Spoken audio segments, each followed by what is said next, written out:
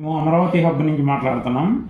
మొన్న సిఆర్డిఏ గురించి మొన్న వివరంగా చెప్పాం కదా. 9 జోన్లు ఉంటాయి. 9 జోన్లలో కొన్ని సెంట్రల్ జోన్ గురించి వివరించాం కదా. ఈరోజు సదరన్ జోన్ గురించి చెప్తామండి. సదరన్ జోన్ వచ్చేసి గుంటూరు నుంచి ఇటు ప్రతిపాడు, వట్టి చెరుకూరు ఇదంతా సదరన్ జోన్లోకి వచ్చేస్తుంది. ఎడ్లపాడు ఇవన్నీ సదరన్ జోన్లోకి వస్తాయి. ఈ సదరన్ జోన్ నుంచి ఇటు పక్క వచ్చేసి సదరన్ ఈస్ట్ జోన్ అండి, సౌత్ ఈస్ట్ జోన్ అనమాట. ఇదంతా తెనాలి, ఈ దుగ్గిరాల ఇవన్నీ సౌత్ ఈస్ట్ జోన్లోకి వస్తుంది.